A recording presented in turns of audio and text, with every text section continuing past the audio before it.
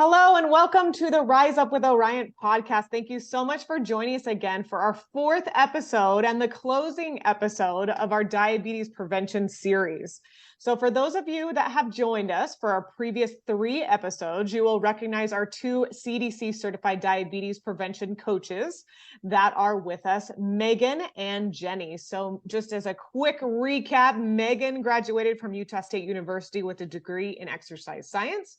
She's been with Oriant as a health coach for, I'm going to round up to 10 years. And she is a certified personal trainer through the NASM for 11 years. And also rejoining us is Jenny. Jenny's our clinical training manager at Oriant. She's responsible for all of our continuous quality improvement efforts, performance management, and behavioral skills training within the Oriant coaching department. Jenny has her bachelor's of science degree from Brigham Young University, specializing in exercise physiology and wellness. Jenny also comes back to us with a whole bunch of knowledge as we are talking about stress management today. So you guys, thank you so much for rejoining us for the 4th episode of our series. Thank you so much for having us. Happy to be back. So we are talking about stress, and I think there's really no better time as we were just bantering about the holidays kicking in and Christmas music being played and Halloween candy going stale. So the holidays are among us, which for many people do dig up a little bit of stress and some different anxiety and things that are happening in our lives. And so I think this is a great topic to really close out our series, but also to really dive in a little bit deeper to, how stress affects us. And really, most importantly, is the relationship between stress and diabetes prevention. So Jenny, do you want to start out by just digging in a little bit deeper to kind of the science of stress, and secondary is that relationship to diabetes prevention? Do you want to start with that? Absolutely. And after I make it too technical, Megan's going to make it actually understandable for everybody because that's what she really excels at. But there's a couple things in play, hormone relational, when it comes to stress and its relationship to diabetes. Cortisol and epinephrine are the main hormone response to stress. And when we say stress, we're talking about something that is triggering a stress response. It is something that is making your hormone levels change. It is making your heart rate increase, your blood pressure increase. It is creating it's a stimuli that you feel like you need to immediately respond to in an almost emergency way. And cortisol and epinephrine are the 2 main hormonal response hormones when it comes to that. And what happens is that as our stress increases, our insulin decreases. And we know that insulin is that hormone that acts as the gateway that lets glucose or sugar into everything else. So it lets it into the muscles, it lets it into everything else. So your insulin is decreasing. So more sugar stays in your blood. Your epinephrine, or most people would call that adrenaline, is increasing because you're getting ready to respond to an attack or some sort of threat. Your glucose release from your liver is increasing to increase your sugar even more. Your growth hormone is increasing, your cortisol is increasing, and your insulin sensitivity is decreasing.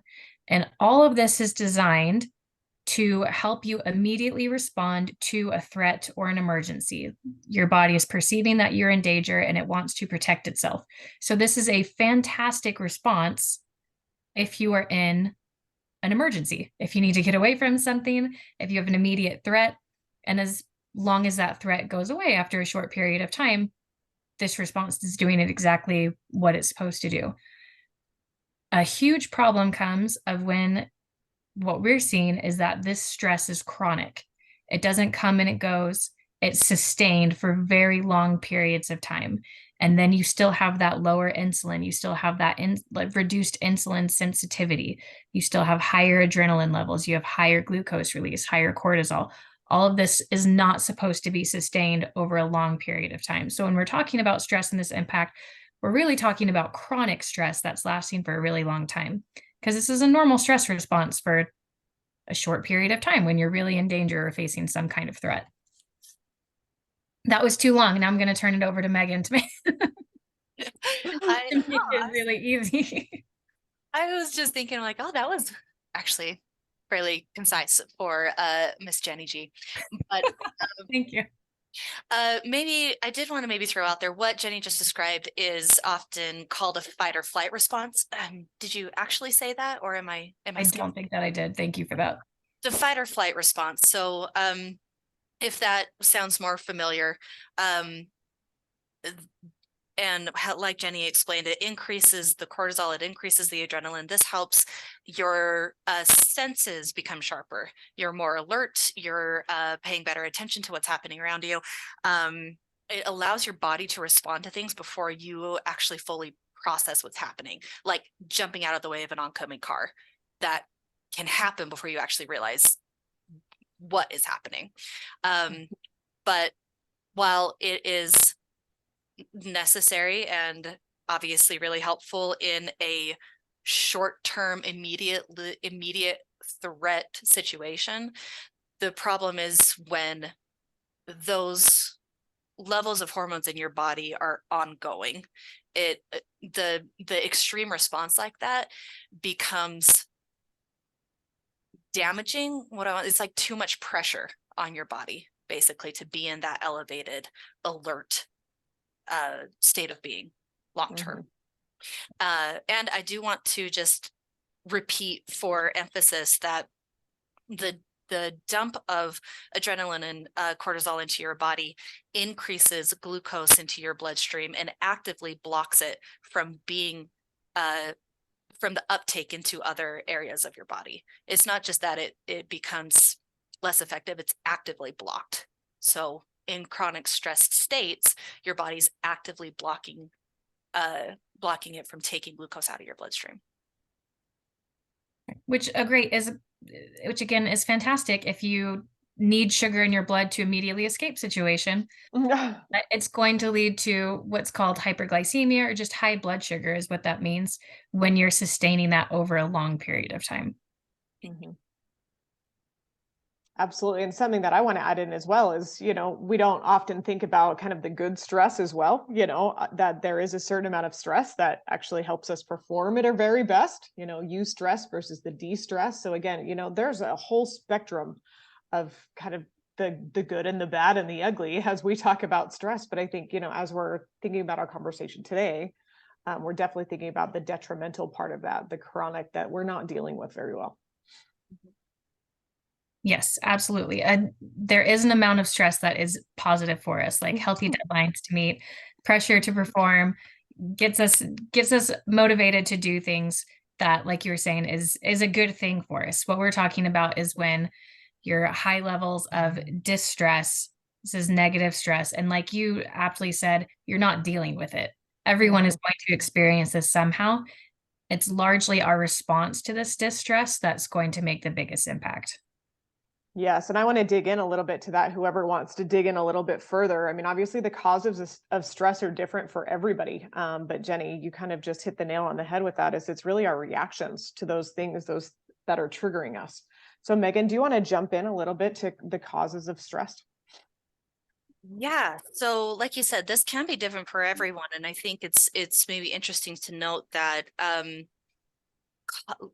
the level of response that a stressor will cause, it can't be objectively measured. It's really subjective based on the person and who's experiencing that stressor. So the situation will vary, right? Chronic stress, some examples of what would be the case for this, probably ongoing occupational stressors, maybe stressful relationships, health issues, financial stresses, parenting.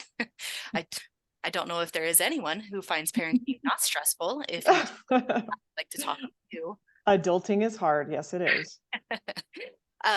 So those are some examples of common causes of chronic stressors. And I'm sorry, was that the question, or did I miss part of the question? No, you got it. You got it for sure. Jenny, do you want to add anything else? No, I think Megan hit the nail on the head. And it's interesting that so what Megan was just listing were things that we as coaches hear frequently from from our own participants that we work with of they've got this boss at work, or they're worried about money, or they've got health issues. They have family members with health issues. They're caretakers of either elderly parents or children or somebody else. And those are all things that we can't really get rid of.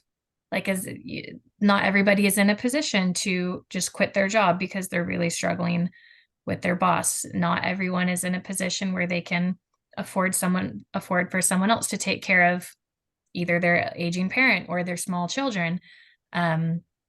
So not all health issues can be resolved. Some people just have chronic health issues or chronic pain. There's some things that we cannot get rid of in terms of stress. And there are some things that you can do to reduce the amount of stress that you have.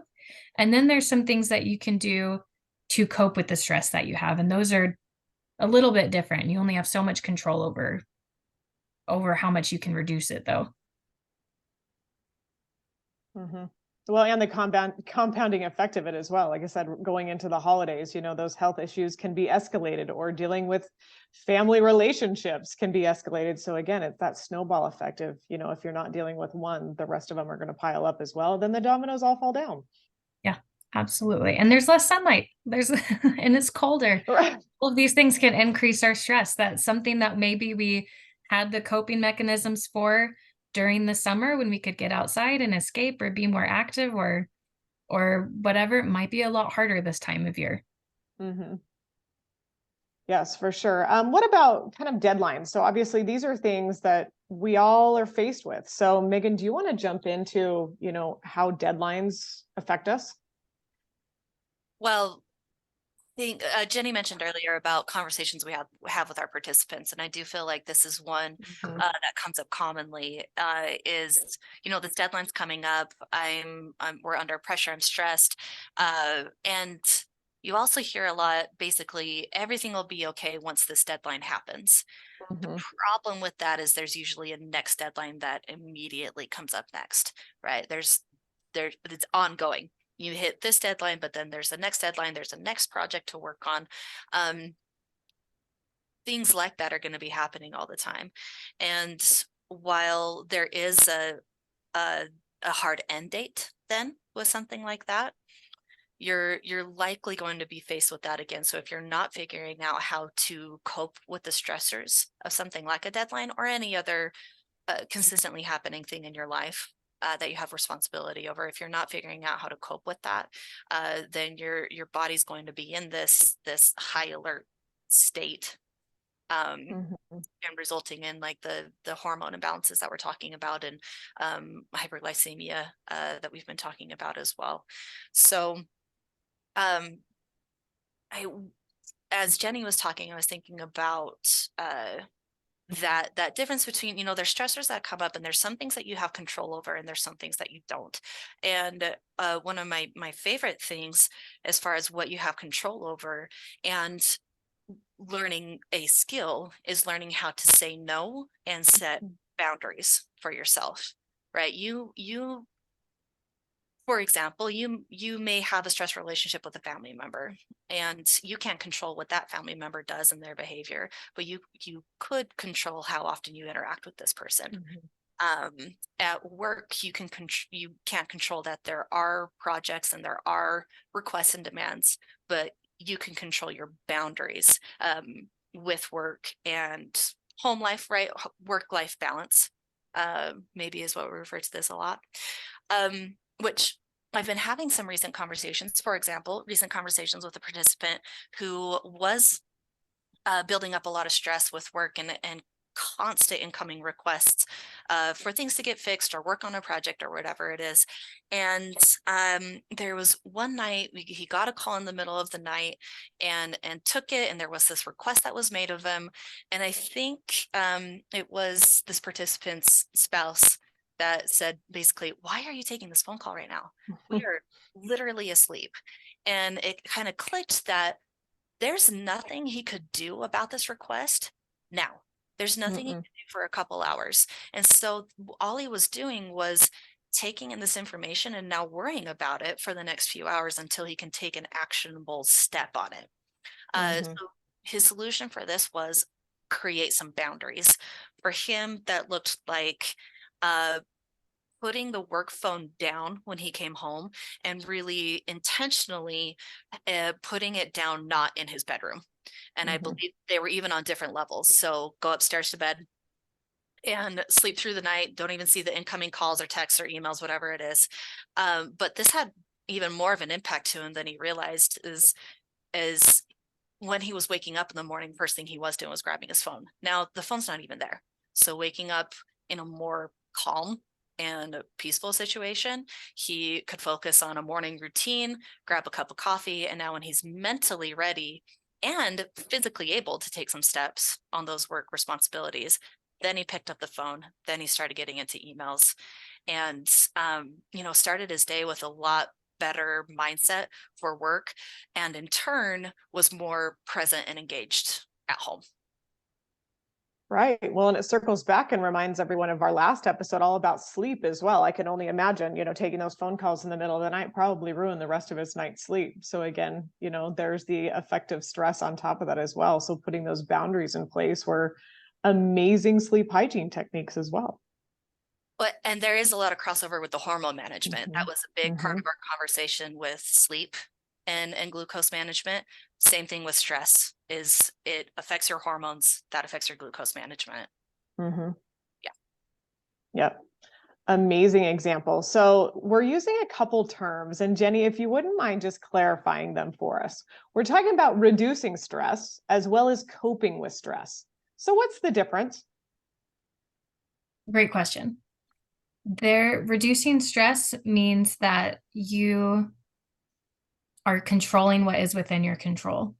If some people might be familiar with the serenity prayer of, the strength to control the things that you can control. Oh man, I'm messing up the serenity prayer. Terrible.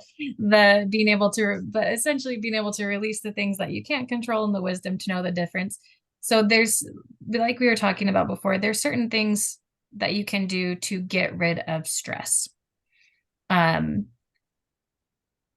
there are ways to make your life less stressful. But there's only so much control that you have. Mm-hmm. So the control that you do have is reducing stress.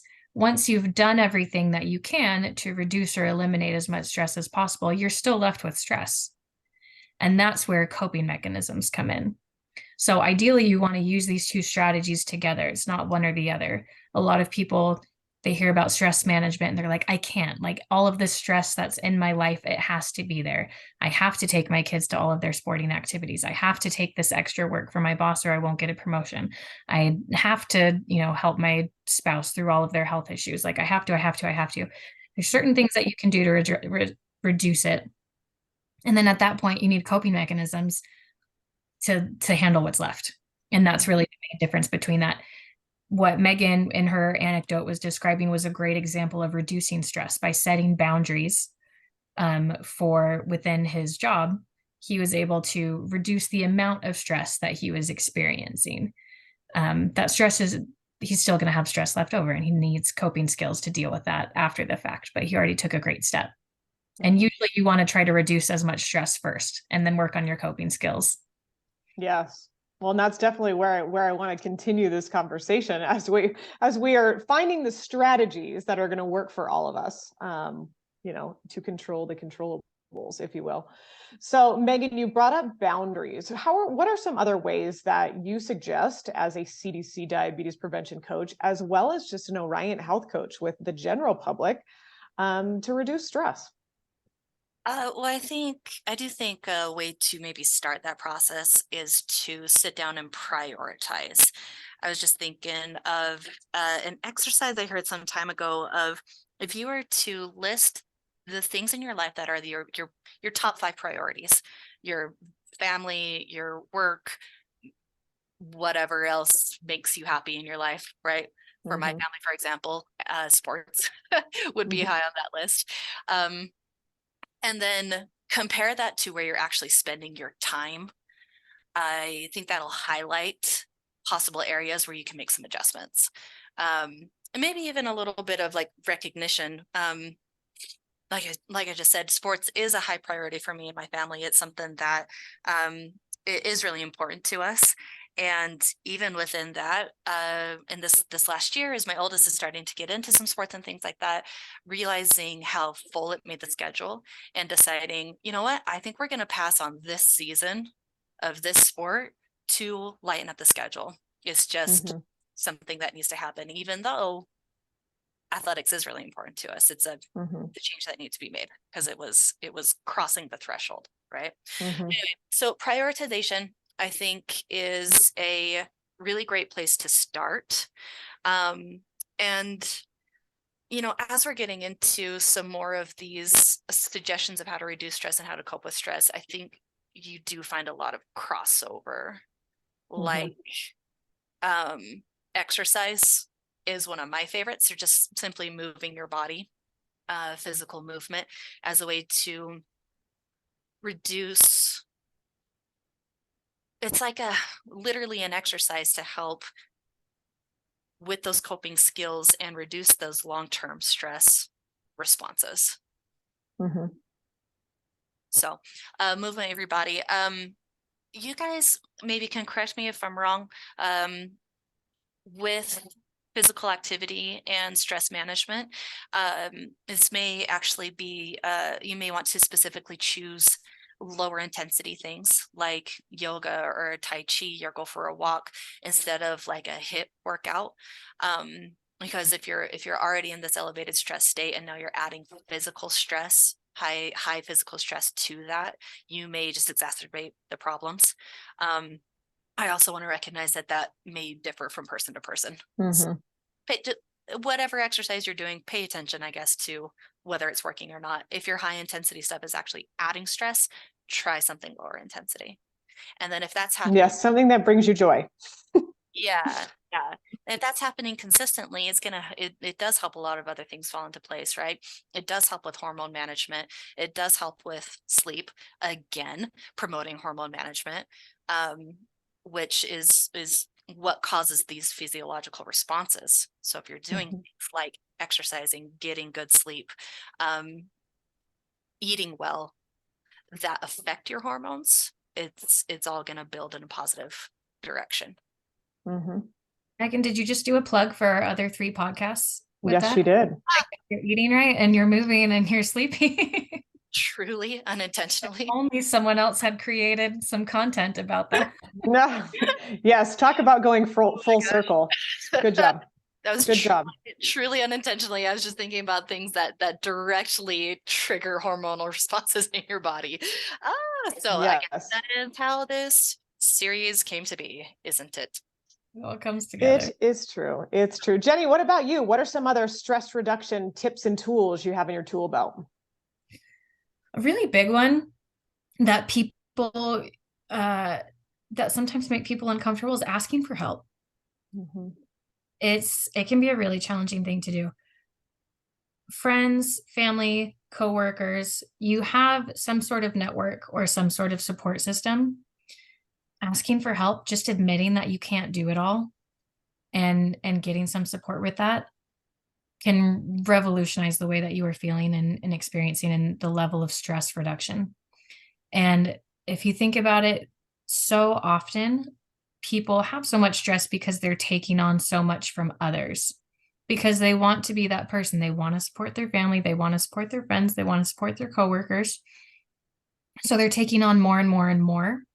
And yet they refuse to ask others for help because they don't want to be a burden, or they don't want to add to other people's stress. Be like, no. Be like, they're probably just like you, always willing to help somebody that they care about. They want you to come to them. Just go ask them for help. Another great place to seek for help, if you're one of those people that's like, yeah, not my family, not my friends, not my coworkers. There are social services available within your local community that can offer some fantastic resources. My personal favorite is called Aunt Bertha. It's totally free resource. You can access it at findhelp.org. So pretty easy to remember. What it's going to do is that it'll just ask you for your zip code. You type in your zip code and it will give you a list of all of the different social services that are available in your local community. So if you are taking care of an aging parent and you need some sort of respite, like you can find it there. You can find organizations that you've never heard about that do that, offer that kind of support. Same thing for overwhelmed parents. If you need financial aid, legal aid, education aid, all of the social services, you're going to find it there. It's absolutely fantastic. It's a very underutilized resources. So again, that's findhelp.org, entirely free to use. Highly recommend it. Under that umbrella of asking for help. Just say no. No is a full sentence. It is very empowering. If I can share a quick anecdote, I had this amazing success story just this morning where I was speaking with one of my participants, and her goal for this past month, she's a self-described conflict avoidant person. She doesn't like engaging with conflict with people, but she's been experiencing a lot of stress with a coworker that speaks a little aggressively for her. So her goal for this past month was just to set a boundary of saying, if you yell at me while we're at work, I'm going to disengage from the conversation. And that was it. That was her whole goal. So when I get on the phone with her this morning to ask her how she goes, and she goes, let me tell you about how my month.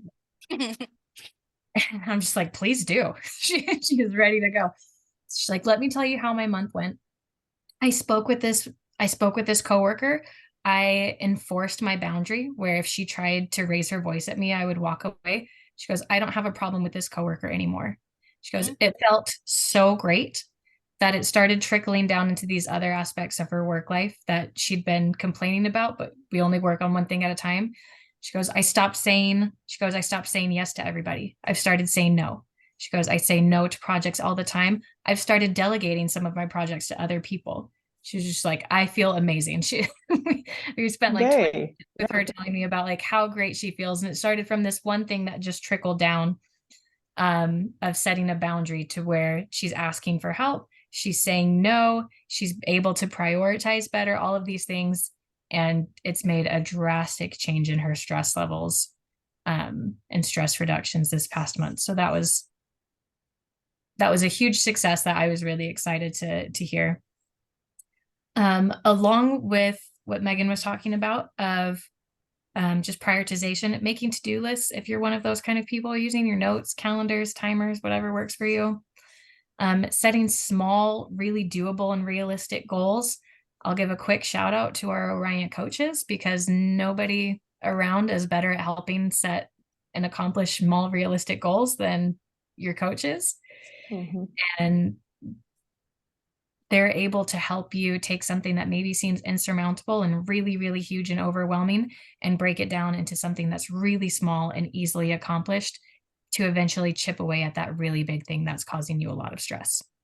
And I point out to you alluded to that in your anecdote that you just shared, because you said it trickled down into these other things, but you only work on one thing at a time.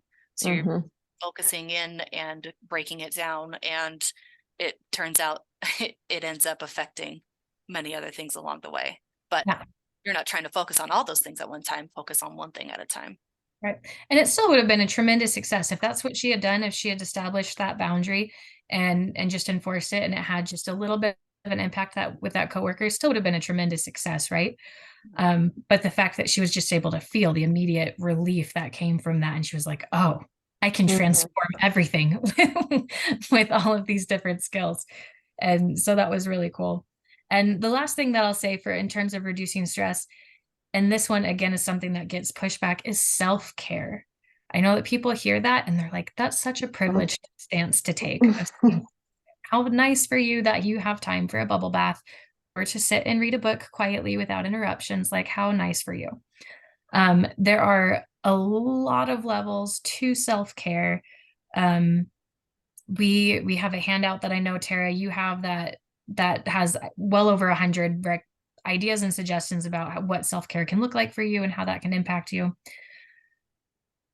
One of the biggest, everyone needs to engage in self-care though, regardless of how your level of stress or how stressed you are, everyone needs to engage in self-care. You actually have more to give and more to offer when you are taking care of yourself.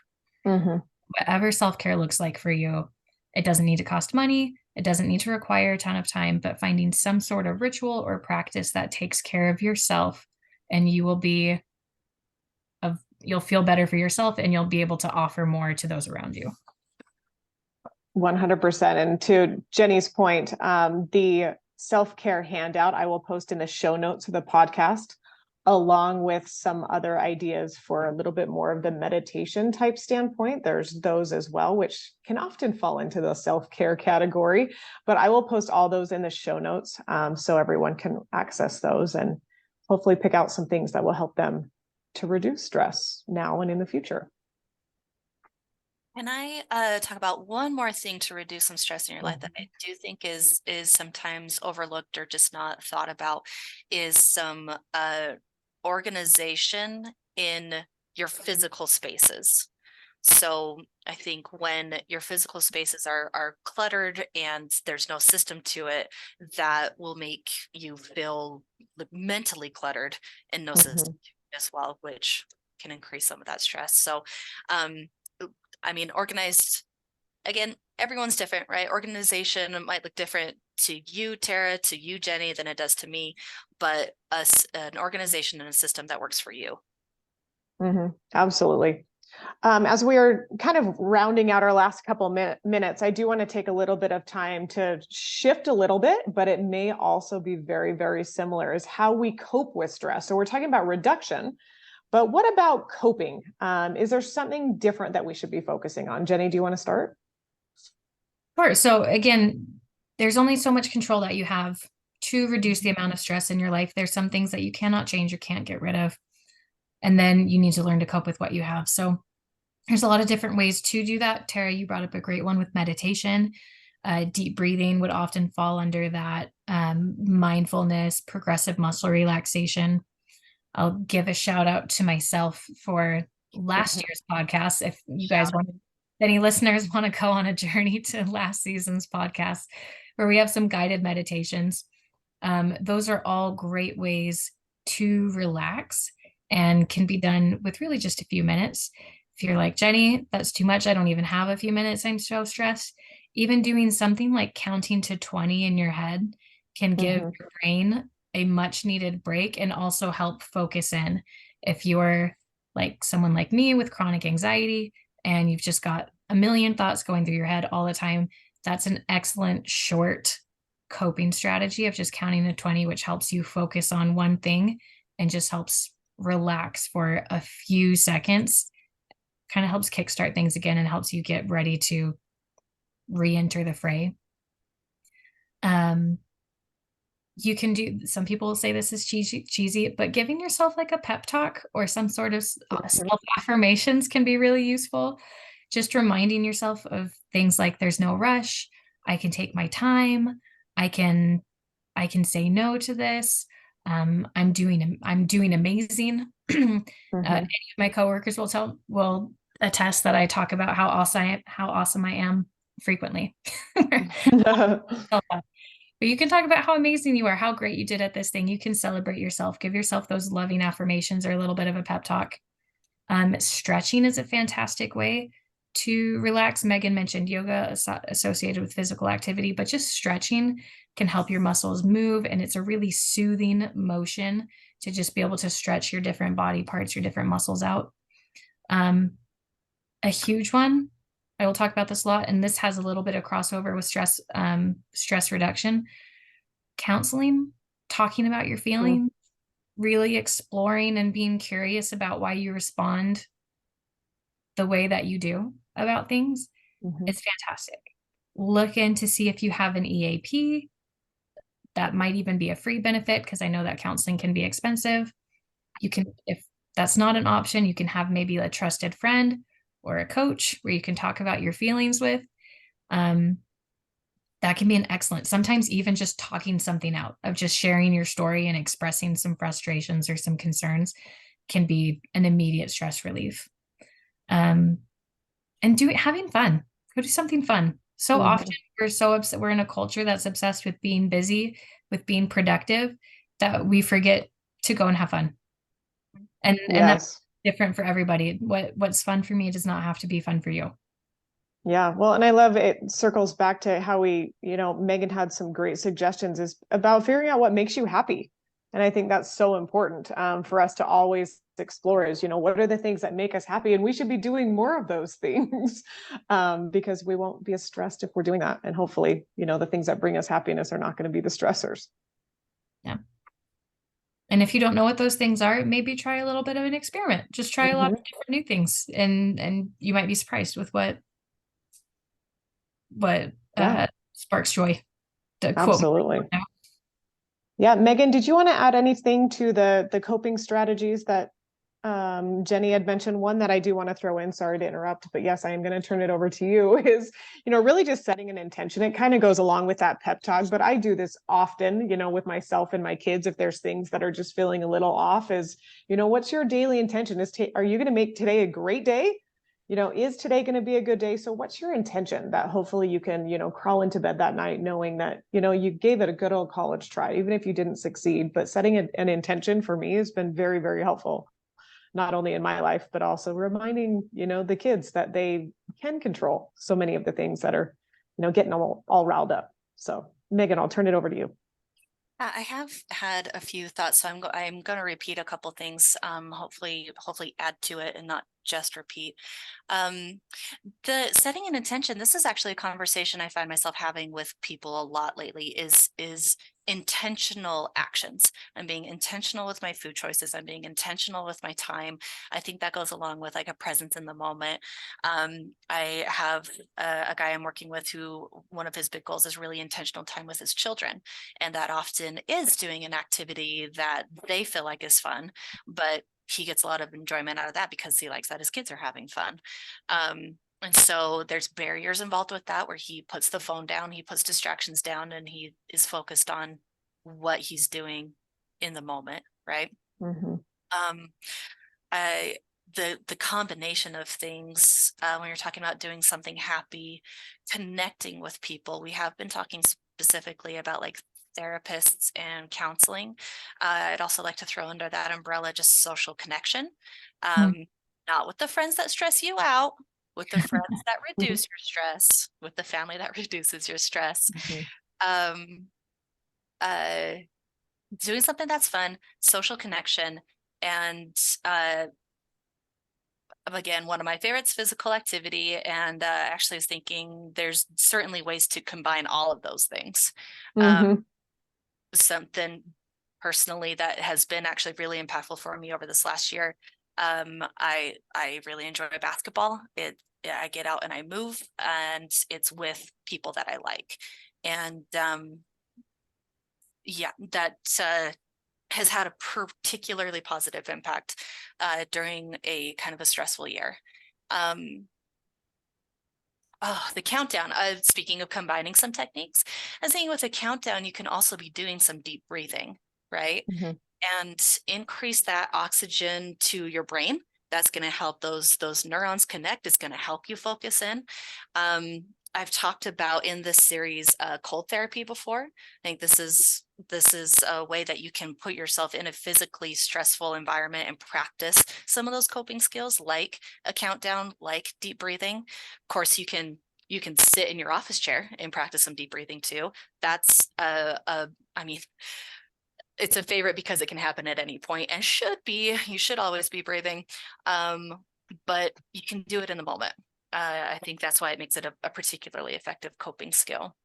And then my thoughts aren't particularly organized, but I was thinking about the power of language earlier. Tara, you were talking about setting an intention, vocalizing that. Jenny was talking about affirmations to say to yourself at that pep talk. I was also thinking about maybe changing some language patterns to have a more empowering effect. Earlier in this conversation, Jenny was talking about some of those stressors that just are like, I have to take care of aging parents, or I have to do this project at work to get the promotion, and switching up some of that language of I'm going to take care of my aging parents. I am choosing to do this, not because it was forced on me, because I am going to do it, or I am going to take that extra project because I am looking for this promotion at work. So kind of ownership of those actions you're going to take in more empowering thought and language patterns towards those things, I think can be helpful. Love it. Love it. Love it. So in our last couple minutes, obviously this is the end of our diabetes prevention journey podcast. However, this never truly ends since we've talked about nutrition and exercise and sleep and stress. Any kind of final thoughts from our two CDC diabetes prevention experts to wrap up this series as kind of a take-home message? I know I'm putting you on the spot with this one, but any kind of final thoughts as we think about the whole series that we've shared together in this year, I guess. Megan, anything that you can think of as kind of a closing thought to send people off to the races on the right foot? Oh, thank you for letting me go before Jenny, because she's going to Yes. be much more eloquent.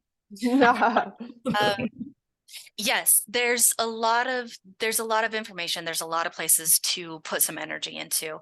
And just as we talked about today, stressing yourself out about it is going to be counterproductive. Break it down, focus on one thing at a time, and let your efforts around this topic, your efforts around your health management in general, build on each other, and not try to eat the whole elephant in one bite.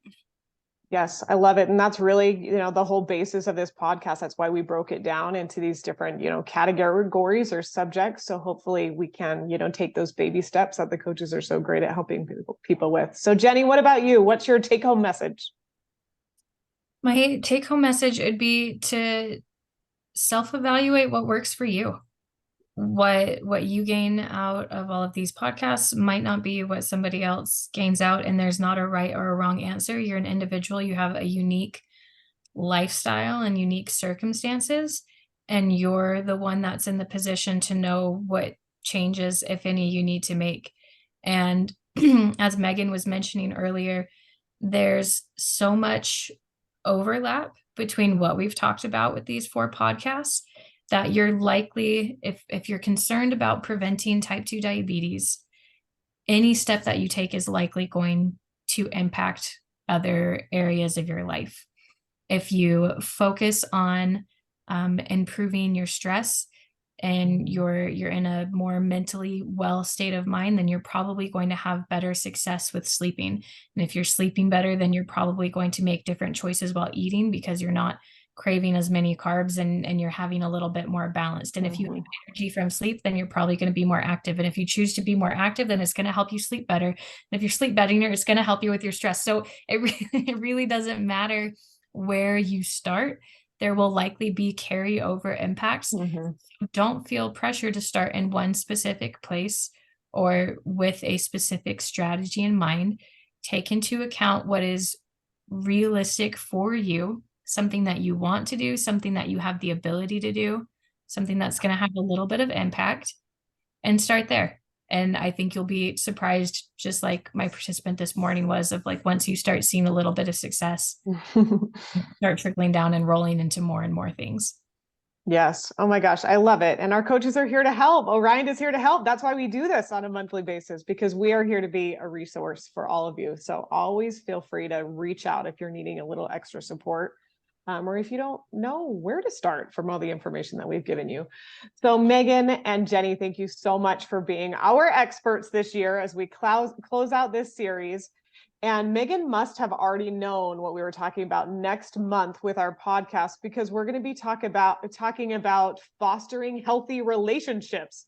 So she must have already known that that was our topic for next month. So I do hope that everyone will circle back with the craziness of the holidays, because the relationships are so important. So we will be talking about how we can foster and flourish with those healthy relationships that we have. So thank you again.